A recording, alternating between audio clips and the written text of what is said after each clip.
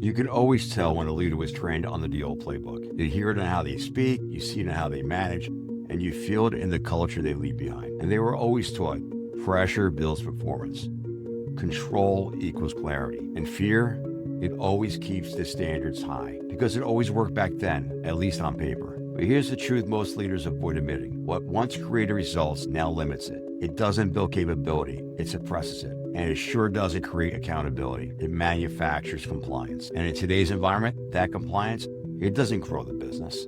And I know you can still find success managing that way, but you'll never build sustainability over time. Because when leadership becomes more about control, growth always has a ceiling. And that ceiling is where you get tested. That's where you'll find out whether you could break through or whether the style that built you is the same one that's going to hold you back. I was a top performing wealth advisor, leader, and executive in the wealth management industry for 23 consecutive years, building and running multi-billion-dollar businesses. Few ever get insider access to what it really takes to reach the top levels in this business.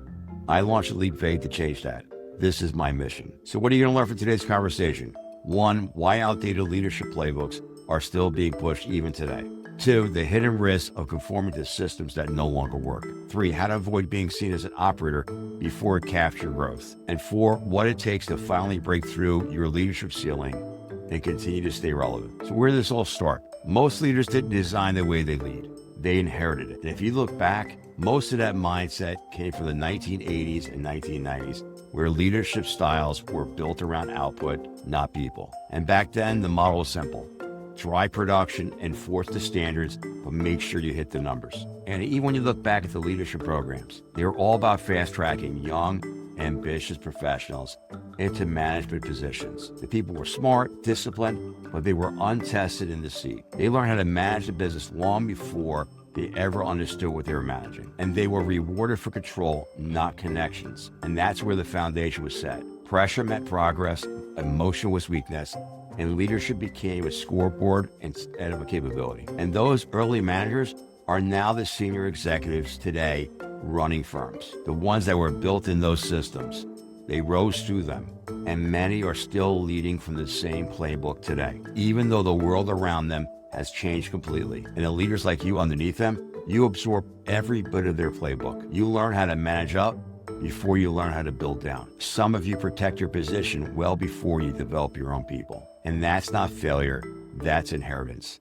But inheritance always has an expiration date. And that's where your leadership needs to either evolve or it's gonna hit a ceiling. And that old system, it's still running today, just with new language. You'll hear firms talk about collaboration and culture, but when numbers tighten, their reflex is still pressure. And leadership conversations, they all sound progressive, but decision-making still defaults to control. And most leaders today are trying to lead inside a structure that rewards short-term reaction, not long-term development. And while those same senior executives may never change how they run it, the leaders like you underneath them are the ones living it every day. Always trying to manage up, then you're trying to manage down, trying to stay credible in both directions, adapting to every new leader that arrives, shifting tone, focus, and message, and until eventually they lose their own. And that's not agility, that's your erosion. Because here's the truth, the senior executives who built that system, they'll eventually retire inside it. They'll finish their careers with the results,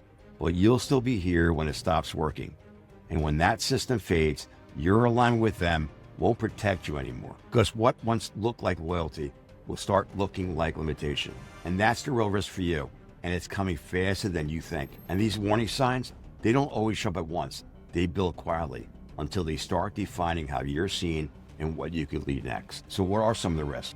I'll explain. 1, you may be eventually viewed as irrelevant because you outlived the system, but not its impact. And when the firm evolves, your language doesn't translate anymore. And what once looked like alignment now reads as resistance. Some people may view you as inauthentic. You've mirrored leaders above you instead of leading from your own convictions.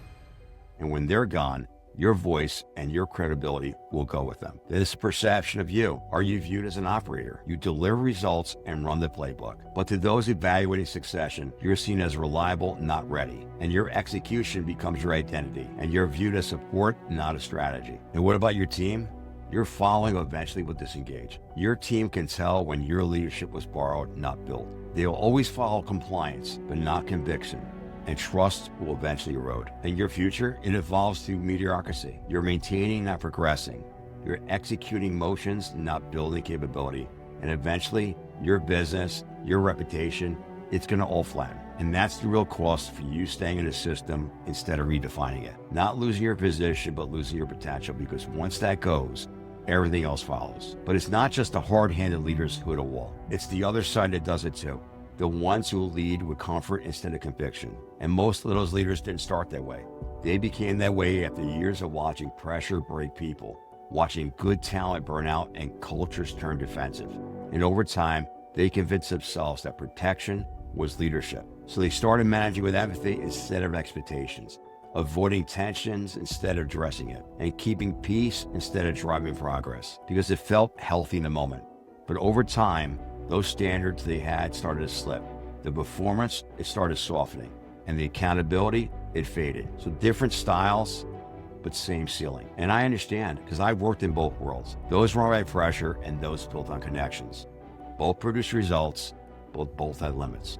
And the truth is, pressure drives speed, but it does not drive sustainability. And empathy, it does build trust, but not always performance. And the leaders that truly last know how to blend both, not as opposites, but as a balance between. They create structure without suffocating it. They drive accountability without fear. And they develop people without lowering their standards. And the conversations they have with their people, they're early, direct, and grounded in care. Not to punish, but to build confidence through reality. And that's where capability compounds. And that's how your culture will scale. So how do you get this balance? Well, getting this right starts with self-awareness. You can't build balance in others until you learn to hold it yourself. When to be direct, when to develop, how to keep both connected. Leadership isn't about applying pressure. It's about having real conversations without letting people fall off a cliff. You need to challenge them, but you also need to study them. You need to drive performance, but you need to give confidence through direction and support. The best leaders, they don't pick a side. They create confidence without coddling, and they hold accountability without intimidation. Because balance isn't just about style. It's what separates leaders who sustain performance from those who burn out or lose credibility. Because belief without standards creates comfort, and standards without belief creates fear. And your leadership needs to live between the two, because there are two areas that make the difference. The ones that determine how long people follow you and how well they perform when they do. So what's the first one? It's building belief. One, you must lead through confidence, not control. People will rise faster when they know how you believe in their ability, not just their output. You need to start by strengthening conviction before tightening expectations. Two, create clear lanes. Unclear expectations create anxiety, not growth. Define what success looks like, then let capable people own it. Three, give ownership early. Delegation isn't development, ownership is. Let people make decisions before they feel ready. That's how they mature. And four, recognize progress precisely. Don't celebrate everything, but you need to reinforce the right behaviors, because that's how you build capability. Then there's protecting your own standards.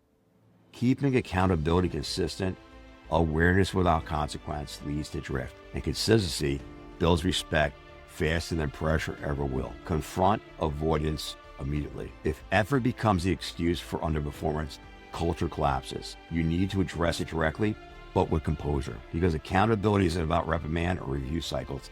It's about addressing reality in the moment, using every situation to build awareness, character, and ownership. You need to confront issues because you care, and when people walk out, they know it. Use pressure as a test, not as a tactic.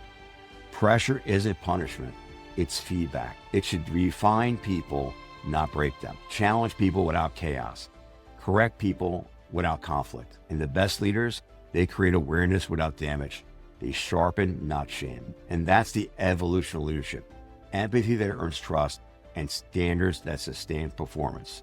One without the other collapses over time, but together, they'll create capability that endures. Because when you start leading with awareness and authority, you don't just change how people perform.